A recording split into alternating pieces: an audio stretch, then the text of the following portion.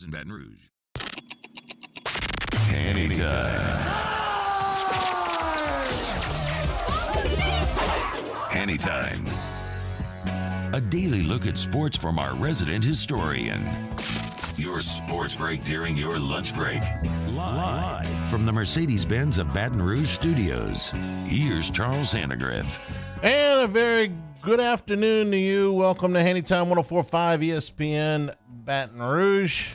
Charles Sandegriff, Mario Jerez, Jacob Beck here on a day that LSU fans are celebrating all over the Tiger universe, if you will, as the LSU women's basketball team beat Iowa yesterday 102-85 to win the program's first national championship. So we got a ton of things to do. I'm going to tell you that we here on Government Street just saw the escort go by the building not 2 minutes ago. So they are approaching campus. We heard the police escort and the sirens and everything going down Government Street. They are headed to the PMAC for the welcome home, the first of what is going to be, multiple celebrations for this team. Matt Moscona is down at the PMAC. We're going to go to him when the team gets there, and we'll see. Full disclosure here, we don't really know what the format's going to be. So if there were people at the podium talking, we'd have that. But I don't know that this is going to be much more than a pep rally. So we're going to have Matt down there talking to some people, getting us what's going on. But we don't really know exactly how the format's going to go. So whatever's down at the PMAC, Matt's going to be there. We've got so much to celebrate if you're an LSU fan for the game yesterday. I'm going to do the game first, and then we'll get into, the historical aspects of all this stuff. The game itself was fantastic, especially in the early going when before the game it would have seemed a reasonable prediction to say that if this game was extremely high scoring, that it would benefit Iowa. And if this game was a lower scoring game, it would benefit LSU. That went out the window early in this game. LSU came out a little bit tight in the first 90 seconds, and I thought this was the first of a number of great moves by Kim Mulkey yesterday. A lot of coaches might say, hey, listen, it's early in the game. We're going to let you settle in. She called a timeout less than 2 minutes into the game. 3 turnovers in 90 seconds, and Mulkey wanted to settle her group down. She did that. The game before, she wanted to push sense of urgency when they were behind against Virginia Tech. Here, she wanted more to settle things down. Caitlin Clark, the fantastic player from Iowa, had hit a couple of long threes, and when you looked at that, it's like, okay, she's going to make hers. And you're just going to have to do the best you can on her. And Alexis Morris was doing everything she could. And there was one play in the first couple of minutes where Clark comes down and hits about a 35, 38-foot shot. And it's a shot that you're going to let anybody in college basketball take because you have to. I mean, you can't – if you go guard them out there, that close to half court – all game, then they're going to get by you. You're going to get beat some kind of way. You're going to get in foul trouble. No, she's, one of the people, few in the history of the sport, you have to guard her out there. That was one of the early adjustments that Mulkey made. I don't like to talk about officiating, but I have to in the course of how the game was officiated and what it caused to happen in the second quarter. A whistle-happy crew who were, I'll probably save this for Wednesday, but doing their level best to ruin a fantastic game at this point, decided that they had to get as many of the starters for both teams out of the game. Well, congratulations, they did that. But in the second quarter, something that I couldn't have predicted, which was that LSU's second group with Morris and Reese on the bench came out and extended the lead. And Mulkey, in the post game, there was no downplaying the efforts of Jasmine Carson and Lestier Poa. Those players, Samaya Smith, they came in and gave LSU not just a boost, they expanded the lead. Well, first of all, when we got in foul trouble and we had 3 starters sitting over there early in the first half or the first and second quarter, I thought, just keep it close till I can get them back on the floor. That's what's going through your mind. And then Poa hits a 3, Jasmine hits another 3, Samaya's in there battling. They won the game for us. The game was won, in my opinion, in the second quarter when those 3 young ladies, Samaya Smith, a freshman, Lestier Poa, a first-time transfer from junior college, and Jasmine Carson, her last and only year playing for me. When those guys got in there and they extended the lead and scored with Iowa, I thought, this is going to be a fun night. Jasmine Carson takes her place in LSU history with that performance in the second quarter. Had she missed the heave at the end that went off the glass, it still would have been one of the best quarters in the history of LSU basketball. The fact that she did that at the buzzer just sort of put the topper on this thing. Jasmine Carson will go down with some of the players in LSU history that you might not have expected to make the biggest play, but they did. This is Jeremy Whitten homering in the national championship game against Stanford. This is Jonathan Zenon with a pick 6 to win the Southeastern Conference Championship against Tennessee. This is a very good player, but not the best player on the team, making the biggest plays in the biggest game.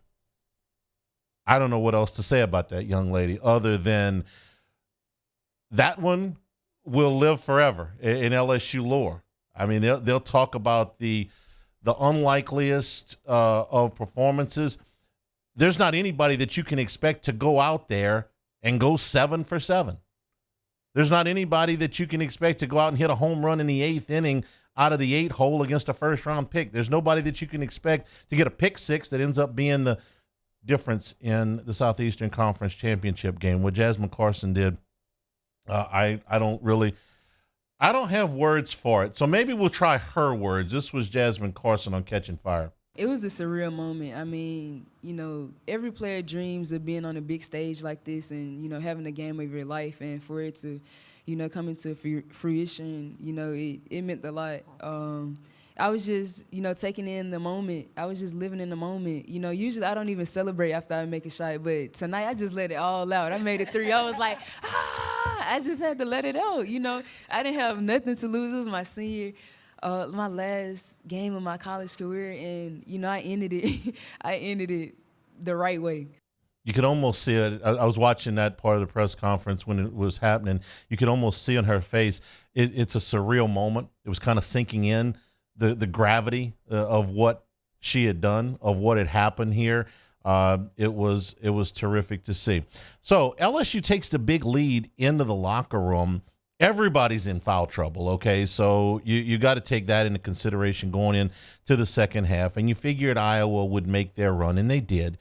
They got as close as 7 points before LSU would pull away. And this is something, as we got in the second half, every time Iowa landed a haymaker, whether it was Clark, hitting a big shot, or them getting a key rebound or a putback or a turnover, somebody for LSU stepped up and made a shot. And sometimes it was Angel Reese, but she was far from the only thing LSU had going for him yesterday, or Carson, who only took 1 3-point shot in the second half. Actually only took 1 shot, period, in the second half. Alexis Morris setting up and making some big shots. LaDasia Williams, in particular, made a big shot when they got it to 7, and she hit about a 15-foot shot that, expanded, just kind of stopped the run, if you would. And LSU was able to, to expand the lead back out there. The defense that Alexis Morris played on, Caitlin Clark. Caitlin Clark had 30 points and 8 assists yesterday. This is what counts for an outstanding defensive performance on Caitlin Clark. Caitlin Clark had 41 points in each of the previous 2 games. The game before that, against South Carolina, one of the most exciting games I've seen in the women's tournament. She's playing against the number 1 defense in the country in South Carolina. She's playing against a team that has length and depth. She's playing against a team that has not lost, and it's the biggest possible stage. And she puts 41 up. So now you got to figure out what it is you're going to do with her, because she's going to score, but you have to make it hard on her to score. And Alexis Morris, as she's been doing for a good portion of, well, pretty much the whole season, but especially in the tournament and really in the Final Four, did as good a job as you can do on her when she was in the game and she had to leave with foul trouble like pretty much everybody did. Mulkey talking about Morris's defense. Alexis Morris guarded 2 of the finest women's basketball players that our game has. She did it against Amore with Virginia Tech, and she did it tonight. She didn't keep them from scoring. They're that good. But what she did is she made every shot they took a little bit maybe more difficult instead of easy. We knew Caitlin was going to shoot the ball. We knew she was going to make her threes. But we couldn't give her the 10 to 12 points she always gets off of layups. I don't know if I'm right, but I think she may have only gotten 1 inside the arc tonight. She got free throws, and she had those threes, but I'd have to break this stat sheet down. She didn't get many layups in the arc. And Alexis, she guarded 2 of the best our game has to offer. Not only did she not get me layups, she only took 3 shots. She took 22 shots. 19 of them were 3-pointers. So Mulkey is right in that you can guard her without the ball as much as you can hound her. They do a great job of setting screens to get her just a little bit of daylight to get shots off. She's got a very quick release, and obviously she's a terrific shooter. Alexis Morris on trying to guard Caitlin Clark and stay composed. It was a great team. We knew that they were going to make runs. Coach Starkey had been telling us that in the huddle they're going to make runs, but we have to stay composed. And as a leader on the team, I have to keep everybody calm in those moments. It's very important not to panic. And I think, when I do go score in those moments, it just settles my team down. It keeps everybody cool-headed and level-headed in those moments. As well as one of the cooler nicknames you'll ever see come through here, Lex Luthor. They were hollering Luthor on the ESPN set after the game. A lot more to get to. Again, the team just drove by here about 15 minutes ago. The welcome back celebration in the PMAC probably getting very close to starting. We got our Matt Moscona down there. LSU wins at 102-85. The national championship belongs to the LSU women's basketball team. This is HannyTime, 104.5 ESPN Baton Rouge. This is HannyTime. Infinity of Baton Rouge. You want to buy your vehicle right now. It takes less than 15 minutes to get a quote from Infinity of Baton Rouge, just on what your vehicle is worth. At that point, you can sell it to them outright. You can trade it in on another model, or you can just take that information and do with it what you will. But right now, if you want to get into the certified pre-owned program at Infinity of Baton Rouge, as we did in our family just a few weeks ago, the benefits are tremendous. First of all, you know that your vehicle has been through a rigorous inspection to get it back up to code. That means that they're going to still a 100,000-mile powertrain warranty on that up to 6 years. You're going to get a year's worth of prepaid maintenance. You're going to get a courtesy car when your vehicle does go in for service, and you're going to get complimentary roadside assistance. That package is fantastic. Inventory right now is very, very strong, so they're going to be able to get you with a vehicle, the mileage, the price, and the age that you are looking for.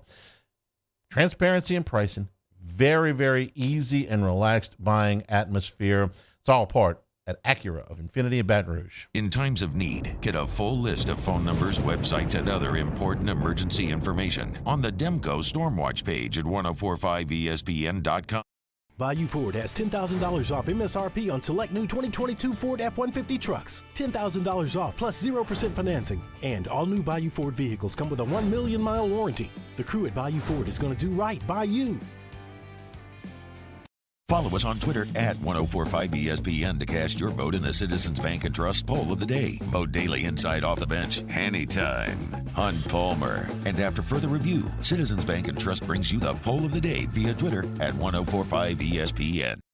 Hi, I'm Brandon Landry, founder and CEO of Walker. Hi, my name is Dr. Craig Green. This is Ryan Terrio with HUDCORoofing.com. Hey, it's Matt Moscona. No matter how big your commercial roofing job, HUDCO can help. My patients come to me because they trust that I can get the job done at a high level. Ryan Terrio and Richard Tilley have the same level of trust when it comes to roofing. If you have a roofing issue, call HUDCO Roofing. Give us a call, 364-1007, and we'll come to your house and give you a free inspection.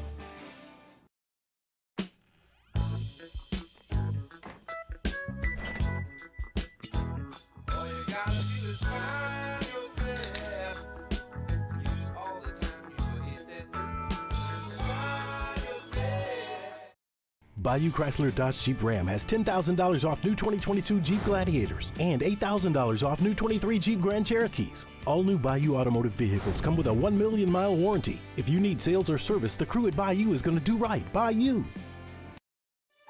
For over a century, local broadcasting has evolved with the needs of the community. We move past the stigmas of opinion journalism and bring the most relevant news online, on air, and on the go.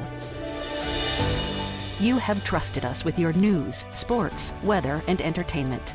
Trust us to keep moving with you. Text TV to 52886 and tell Congress local broadcasting is here to stay. Gulf Coast Office Products is a nationally recognized Savin office equipment dealer based right here in Louisiana. Over 100 employees strong, Gulf Coast has the boots on the ground to support all vertical markets from education, engineering, legal, and finance. With the latest in office technology, from desktop to production segment units, Gulf Coast and Savin have the perfect fit for you. Call 225-756-2644. That's 756-2644 for Gulf Coast Office Products.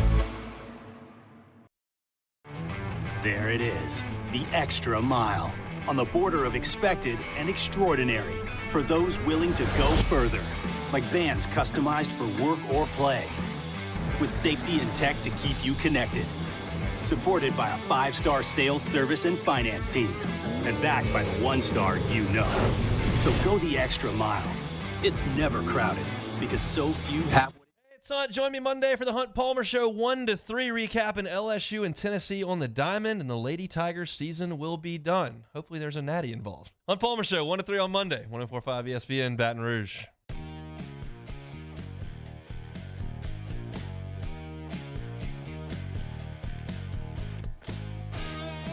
This is HannyTime with Charles Hannegriff on 1045 ESPN Baton Rouge. Gutsy promo there, Hunt. It's well done, young man. All right, down at the PMAC, the team has arrived, and the welcome home celebration is getting underway. Matt Moscona is there. Scone, let me know what's going on down there. Hanny, it is festive, as you'd imagine, man. Team touchdown and about a 10-minute drive from Baton Rouge Metro out to the PMAC. I was pulling into the track parking lot. By the way, as you can hear, the Bengal Brass Band is here and they're playing. I was pulling into the track parking lot as the team bus rode past me. There were several dozen fans lining the streets for the bus. And then they pulled up underneath the PMAC, and the U-High second graders were there, all of their LSU apparel, cheering on the team as they walked into the Merriman Center. But really, the team here inside, there's at least 2,000 fans taking up one side of the lower bowl, which is full, and up into the upper part. As you can hear, the band is here. There is a stage set up on the floor, and Dan Bournet is going to MC this celebration. Mike the Tiger is here in a goat outfit. I can only imagine that is for Tim Mulkey. And a lot of dignitaries. The mayor is here. Gordon McKernan is here as well. And we're just waiting on the team, but they're supposed to get started here in about 10 minutes or so.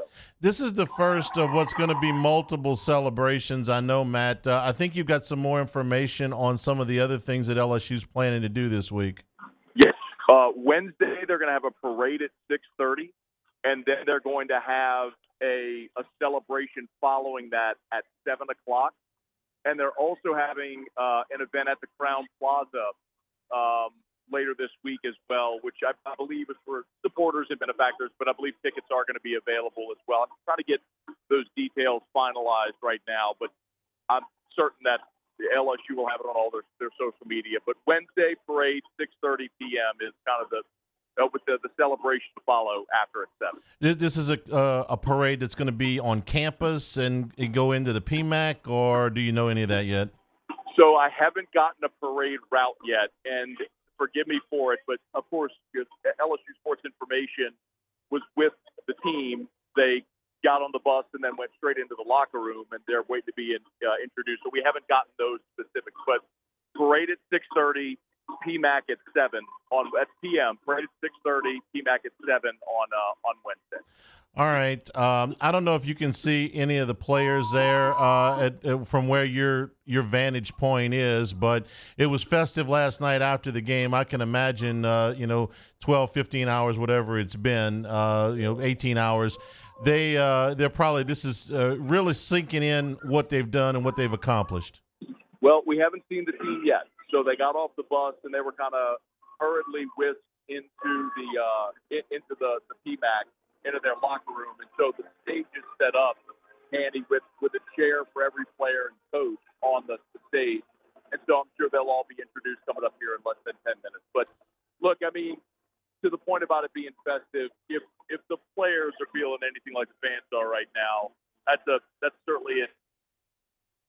I saw they've handed out those thunder sticks. Yeah. To all the people here in attendance, and they're like the Tigers throwing stuff into the stands, like little balls and all that sort of stuff. So, I mean, it's celebratory, and it's really cool to be here.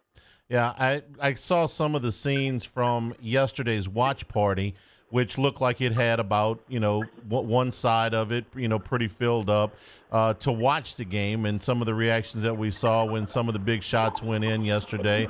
So I would imagine that today is something similar to that. I don't know if you saw those scenes yesterday. Yeah, it was a cool scene. I know they showed the game on the scoreboard. They had lowered the Jumbotron to about 7 feet above the floor. And like you said, it's probably a very comparable crowd to what was here yesterday. And I'll tell you, it's not all. I mean, you see fans from, like I mentioned, the U-High second graders are here, taking up almost an entire section in the uppers, and then fans of all ages are here. Man, there's actually, Andy, I would say, I'm trying to ballpark it here because they do have scores tables set aside for media. There's at least 50 media members here.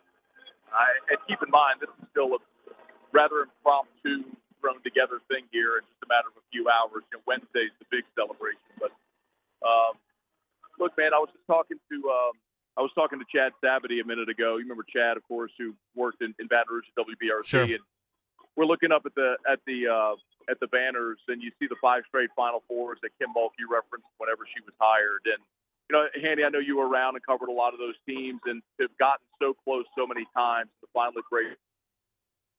It's pretty surreal, man. It's a very cool thing to be here. All right, we'll let you go get set up for the rest of this thing when they start talking. But this is going to go on all day. This is going to go on all week. So hunker down in there, and we'll be coming back to you. Okay, Handy. Thanks. Thanks. Matt Moscona over at LSU as they're getting ready. So that kind of gives you a thumbnail. Yeah, I was there when LSU women's basketball had their resurgence, when Simone came in and when they made their first Final Four. And following the team back in the 90s when they were trying to break through, I remember a tournament game against Louisiana Tech in the late 90s that actually took place somewhere out on the West Coast. I'm trying to remember where. It might have been Los Angeles, might have been Oregon. Anyway, at that point, which sometime I want to say 98, 99, 97, like that, Louisiana Tech was still a better basketball program than LSU. They were still the premier program in the state. Now, they were winding down and LSU was ramping up, but as recently as the late 90s, they were still the big program on the block. LSU, would take into the deep run of Final Fours, and then, things got kind of stagnant for a while. But here's what I've seen over the course of the last 2 seasons. There is a very loyal base to pretty much every LSU sport on campus. I'm talking about the people that come, no matter what your record is, no matter who you're playing against, no matter what the weather is. I mean, if they don't have a close personal relative getting married or dead, or dying, they're going to the game. And that group for women's basketball is about as loyal as any. Now, their numbers dwindled a little bit here, but you had that group. And I asked Patrick Wright, I said, when it got to its lowest as far as attendance goes, what were you guys getting in there? Is it 300 to 500 people? Okay, for those 300 to 500 people who had to go through a lot of games where not much excitement, not much to play for. I'm happy for them, because there's nothing quite like your team that you've been rooting for forever, that had to take their lumps, had gotten close before, when they finally get over the hump. I know how I felt when the Saints won the Super Bowl, okay? Believe me, I know how I felt when LSU won their first baseball championship, and I've watched a lot of this, and I'm very, very happy. But for that group. But the number of new fans has surprised even, I think, the closest observers to women's basketball, how much it's just exploded and will continue to explode. Moving the championship games from the Sunday-Tuesday slot to the Friday-Sunday slot was a very good idea, because the ratings on Friday night, and I'm not saying that they would have gotten these for any women's basketball game. You had the best team, you had the best player, you had a highly decorated coach in Kim Mulkey. So that's 3 of the 4 teams, and then you had a first-timer in Virginia Tech who had an excellent season. Those television ratings were higher than any NBA basketball game for the last, I think it's 5 or 6 years, including the playoffs. ESPN's ratings were higher than they were for almost all of the men's basketball games, I think, going back to 2013. So you're going back 10 years now. There's just no question that the explosion of women's basketball continues here. Kim Mulkey actually talked about the growing of the women's game after their win yesterday. I love the fact that they told me our tickets were more expensive than the men's tickets. There you go. Talk to me along those lines. I like that. And you know what else? Taylor Swift's in town, and we still sold this place out. But give kudos to the 4 teams that were here. Those 4 teams' fan bases are unbelievable. You think about it. They showed up, and that's what you want to see. And it was terrific. Look, in all fairness, there's 3 times as many seats at the men's Final Four as there are at the women's Final Four. They're playing that in a football stadium, but still, okay, this was a tough ticket. This was not an inexpensive ticket. This was not an easy ticket to get. I know people that went. You had to work at it a little bit, and that's great for the women's game. I got more that I want to talk about on LSU's win. We'll do that when we return. This is HannyTime 104.5 ESPN Baton Rouge. Our listeners fire off their opinions on the jimsfirearms.net hotline at 499-1045. Keep listening for your next chance to shoot us your thoughts with the jimsfirearms.net hotline on 104.5 ESPN Baton Rouge.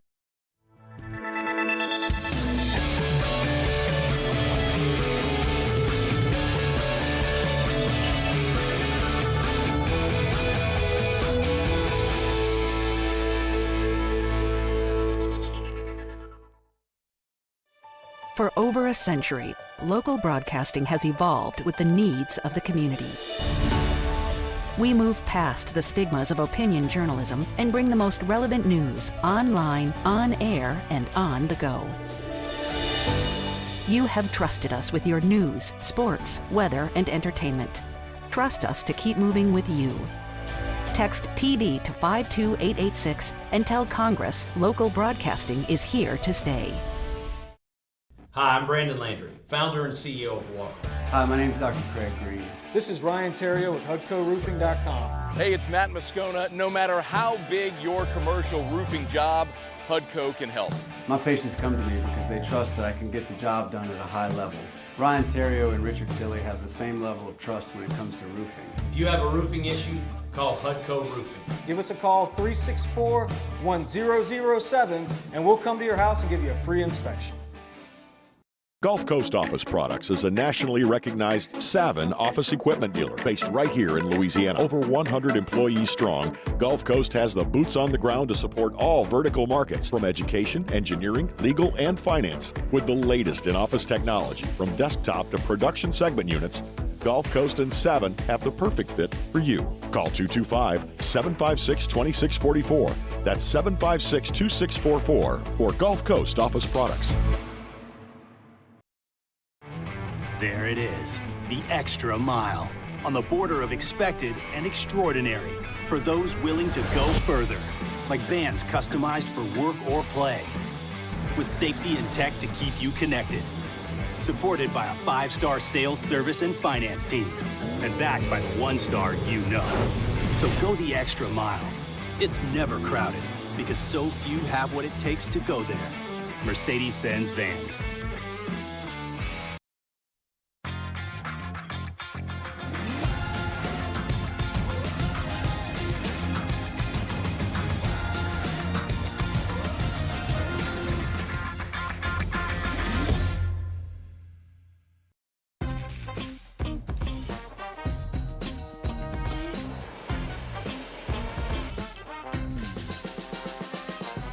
The best kept secret in town is out. Discover Tallulah at the Renaissance Hotel on Bluebonnet.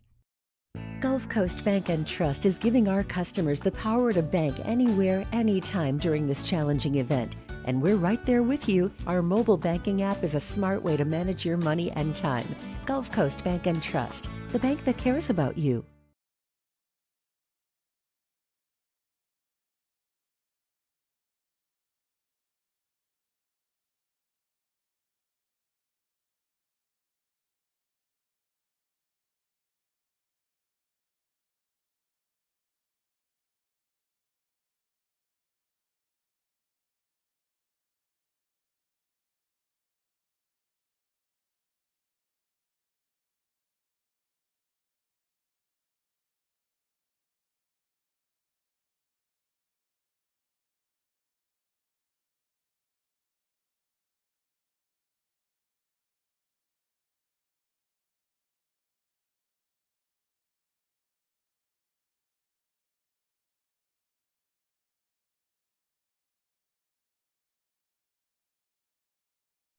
Me, Jimmy on Charles Hannegriff for the Monday edition of Game Time. We're live at Walk-Ons in Bruley. Get you ready for the NCAA Basketball Championship. Monday, live from the Walk-Ons in Bruley. Game Time on 104.5 ESPN Baton Rouge.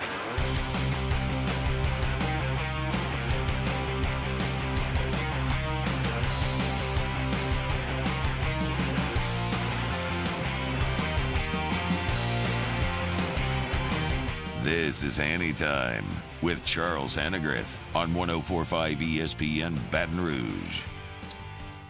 Celebration going on over at the PMAC, the first of a number of them. We'll have stuff for you all day, really all week. I'm not going to have time, obviously, to get to LSU baseball on this show.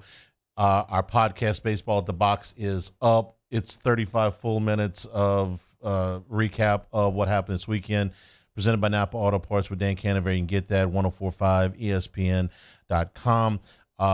The historical, or not the historical, but the timeline of what Kim Mulkey has done since she got here less than 2 years ago, April 25th. I looked it up. The timeline to a title is today's HannyCast. You can get that 1045ESPN.com or wherever you get podcasts. That podcast will drop probably somewhere less than an hour after the show. So a little bit of how Kim Mulkey got here. It's a long story. Actually, it's not a long story. It's more of a short story.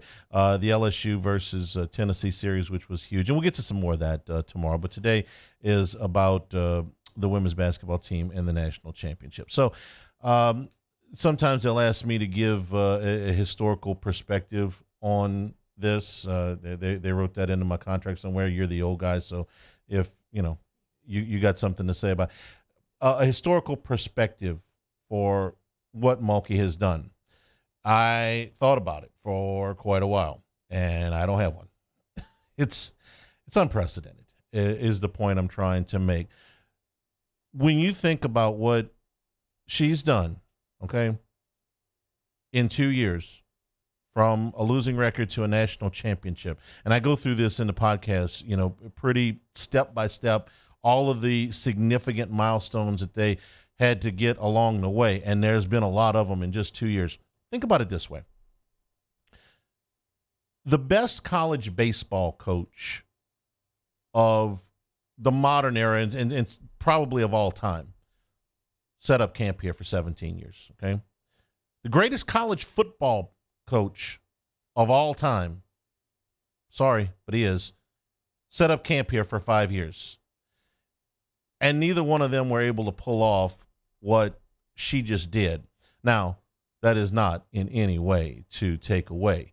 Saban won the SEC championship in year 2 and the national championship in year 4. Okay? Monster, massive, historic achievement. Bertman got LSU the College World Series in year 3. He won the national championship 5 years later, the first of 5 in 10 years. First ballot Hall of Famer. They opened the doggone Baseball Hall of Fame with Skip going in, okay? And yet, even those accomplishments, okay? Yvette Girard got LSU to the College World Series in softball. She's a Hall of Famer. Pat Henry won more track championships than I can count. And by the way, the track teams, once again, ranked 1 and 2. The trophy case for track and field is massive, okay? But I don't know that anything compares to this. I don't have a good comp. I'm not sure I've got a good comp. The one, I guess maybe Oklahoma, when Bob Stoops went in there in year 2, won the national championship. That was a program, obviously a very storied program that had fallen on hard times for the better part of the 90s as he went in there and got him in the national championship in year 2. But there's very, very few. This achievement on the LSU campus will stand alone to go from where she was to where she got in that short period of time. The second thing I want to talk about is the officiating. And Mario, you know how much I love to talk about officiating, okay? My least favorite thing. It's got to really affect the game. And as much as I hate to talk about officiating, I even hate worse to talk about officiating when you feel like it's biased to one side or the other. So thankfully, I don't have to do too much of that because this group of officials was equally terrible, okay? Officiating sports is hard. It's gotten much harder than it used to be because now the level of criticism, which used to just be, what are you looking at, blue, now extends to social media and irate parents and all this. I'm not trying to make their job any harder. I'm just going to say this. Nobody came to see you. Your job is to officiate the game and make it fair, not to have all the best players sitting on the bench in the second quarter. And Iowa had starters sitting right over there just the way LSU did. That's not what we want to see. Now, listen, there's some calls. I'm not saying every call was terrible, but there seemed to be an emphasis on let's see how many times we can blow this whistle in a 20-minute period. And it just stunk. I'm sorry. It just absolutely stunk.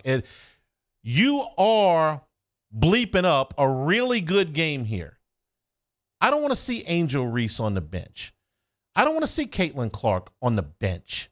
I don't want to see I don't want to see 7 players get 2 fouls in the second half unless there's blood on the floor.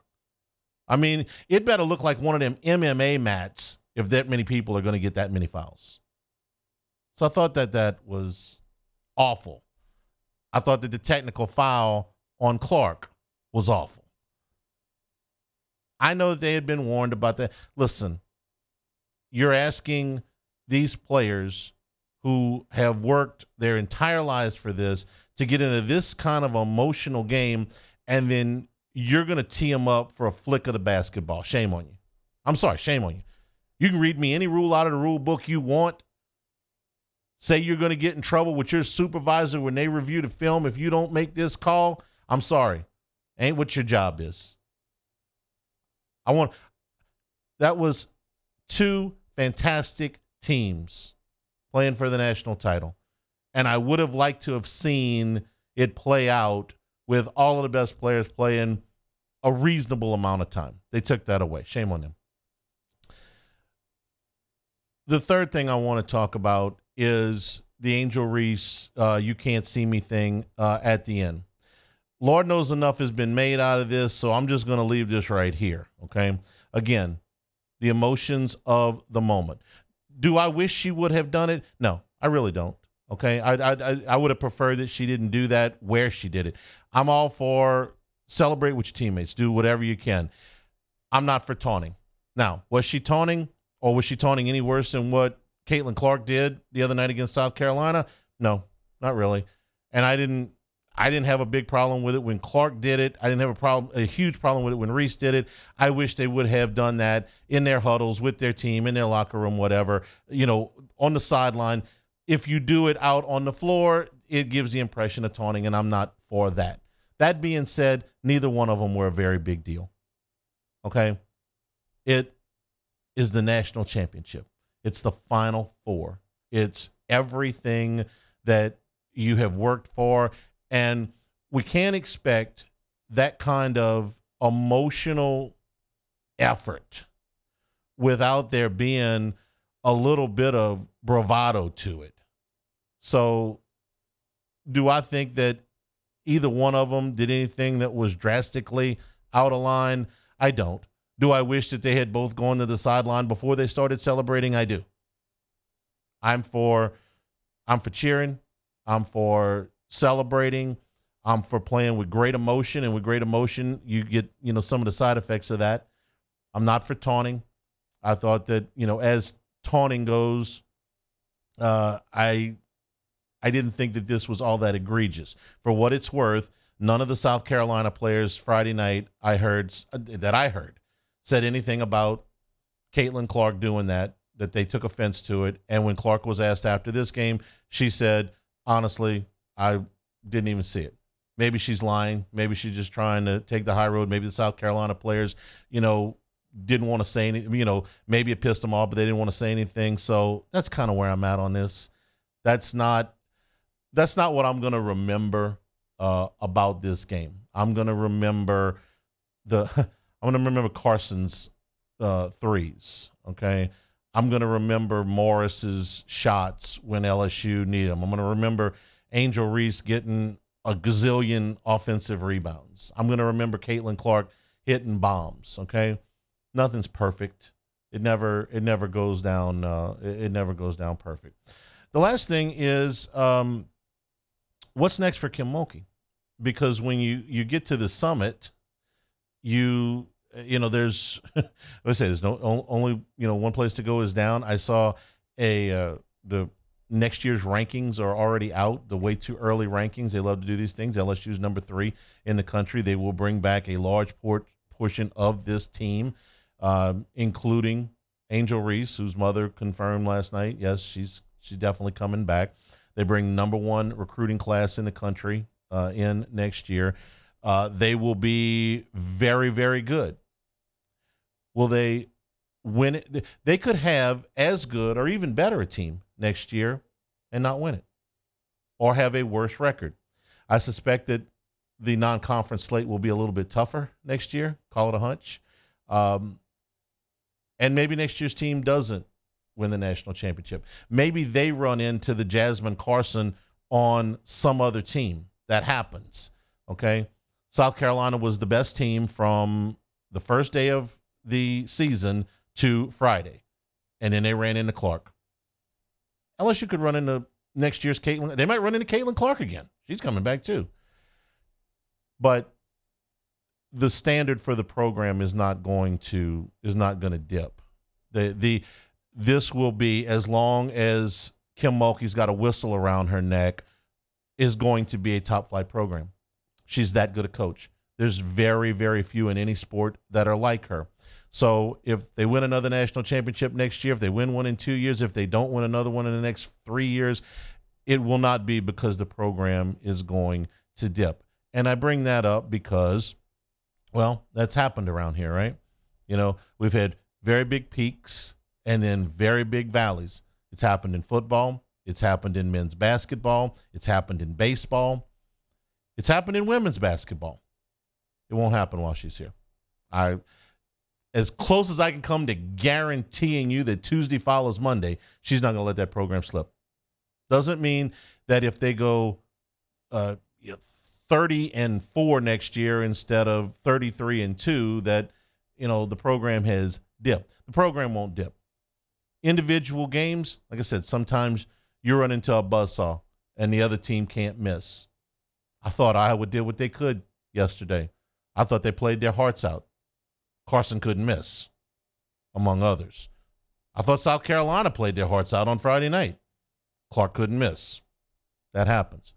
By the way, getting lost in all of this today, and I understand why, is the fact that LSU went to the fourth quarter down 9 Friday night. Didn't look great. And then, of course, the comeback, and, well, here we are.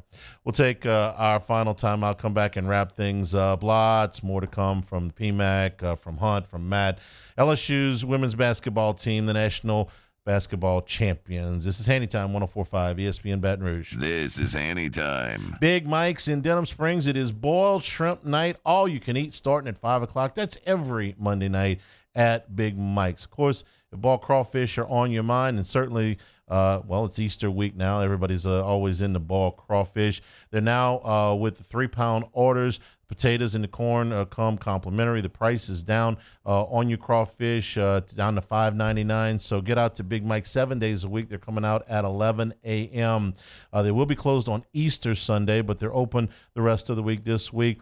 Off-site catering is available. Your private events, multiple party rooms at Big Mike's that you can rent out for your private functions. With the Denham Springs Hall of Fame in the front of the restaurant, they are a staple of that community. Big Mike's on Aspen, we're kind of a big deal. In times of need, get a full list of phone numbers, websites, and other important emergency information on the Demco Stormwatch page at 1045ESPN.com.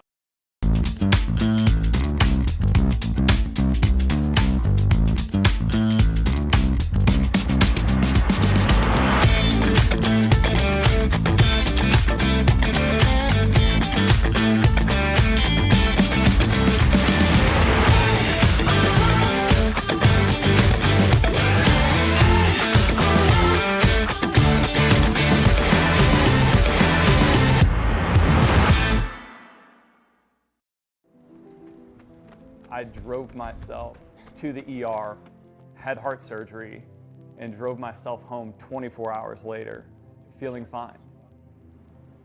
Starting running again after the procedure, I'm getting excited thinking about it. I had no pain, nothing. I felt great. And right then and there, I was like, oh my God, I'm back. I'm back. It's just amazing. Ochsner Health. Long live you.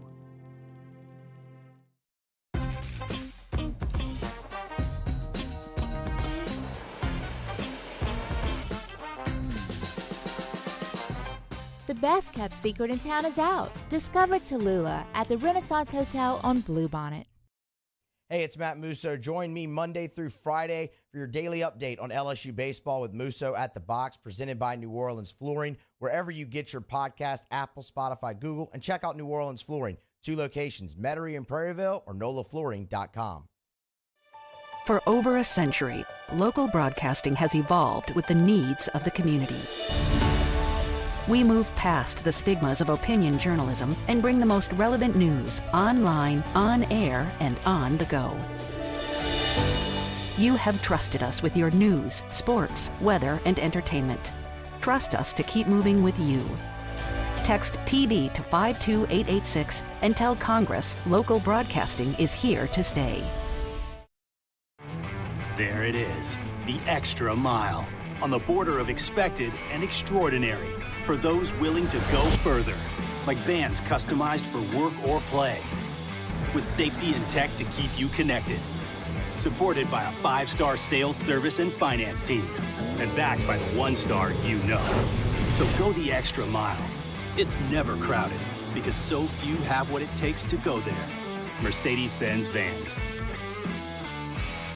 Gulf Coast Office Products is a nationally recognized Savin office equipment dealer based right here in Louisiana. Over 100 employees strong, Gulf Coast has the boots on the ground to support all vertical markets, from education, engineering, legal, and finance. With the latest in office technology, from desktop to production segment units, Gulf Coast and Savin have the perfect fit for you.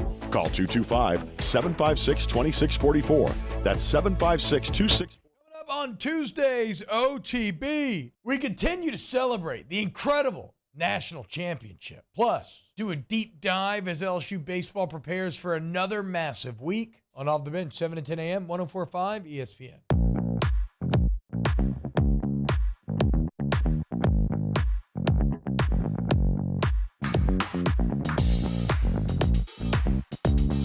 This is HannyTime with Charles Hannegriff on 104.5 ESPN Baton Rouge. In the Bayou Forward chat, some questions and some comments. Jeff says, Hanny, you can't make those comparisons with the day of the transfer portal. Fair enough. I'm not in any way trying to say that today's landscape is comparable to what it was when Bertman took over, Saban took over. There. But that transfer portal is open to everybody. And NIL is open to everybody, and she did this. So I understand that the comparisons are not a perfect apples-to-apples thing. You're right about that, but she's doing this against the current landscape. So there's other programs out there that are trying real hard too, and she got it done. So I think she deserves credit for that. Chris says that Charlie, she tossed the ball in the stands with some force. I didn't see it that way. I saw her take a backhanded swipe at the ball. It went bouncing past the baseline. I don't know where it ended up. My point is that that's not a call I want made at that point. I don't want Caitlin Clark. I don't want Angel Reese. I don't want any of those girls going to the bench at that point. I don't want any of those players, star players for sure. But I really don't want any players going in over what is essentially a technicality. Okay, now. You make a hard foul, you elbow somebody in the face. I mean, there's some stuff you got to call. But I didn't feel like, even with the warning for delay a game, that rose to the level of giving her a technical at that point. Randall says, I don't understand how Mulkey didn't get ejected. She was touching the official and acting a fool. I won't say she was acting a fool, but she was touching the official. And quite frankly, I was expecting her to get a technical at some point. She was on the floor. She was animated. I don't know what she said, but I imagine it wasn't, would you like to have dinner after the game?